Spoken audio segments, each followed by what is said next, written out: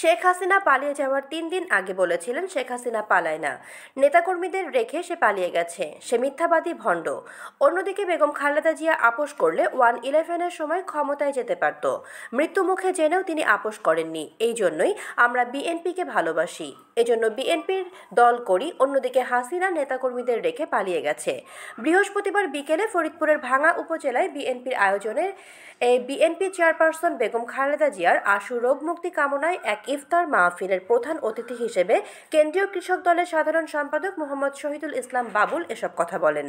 উপজেলা পরিষদ চত্বরে আয়োজিত উপজেলা বিএনপির সভাপতি খন্দকার ইকবাল হোসেন সেলিমের সভাপতিত্বে অনুষ্ঠানে তিনি আরও বলেন, ফ্যাসিবাদের পতন হয়েছে, কিন্তু তাদের ষড়যন্ত্র কিন্তু থেমে নেই।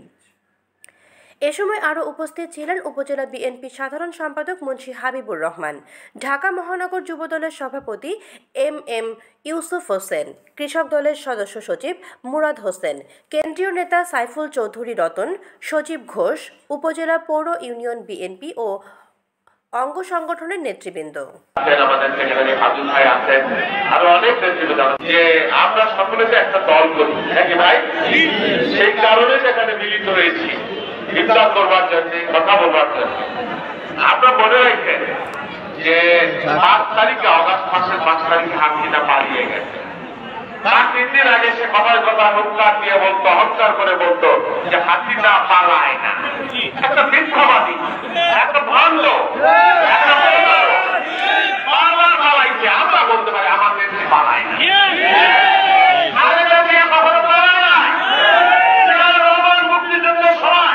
সমস্ত জাতিকে নিরাপত্তাহীন থেকে কখনো পালায় নাই।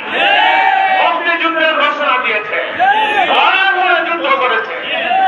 এইগুলো নিয়ে নেবে। খালেদা জিয়া আপোষ করলে, খালেদা জিয়া আপোষ করলে 1/11 খালেদা জিয়া ক্ষমতায় আসতে পারত। আর্মিকে বলেছে বেগম খালেদা জিয়া ভাঙবার মাত্র, বদলাবার মাত্র না। এইবারের ইতিহাস আপনারা জানেন। খালেদা জিয়া আত্মসমর্পণ করলে, খালেদা জিয়া খালি দুঃখ প্রকাশ করলে, আরো 6 বছর আগে খালেদা জিয়া বিদেশে চিকিৎসার জন্য যেতে পারছেন। তিনি একটা মৃত্যুগত জটিল অবস্থায় ছিলেন। একদিকে তার মৃত্যুর, অন্যদিকে হাসিনার ফ্যাসিবাদ। হাসিনাকে এক মুহূর্তের জন্য মেনে নেন।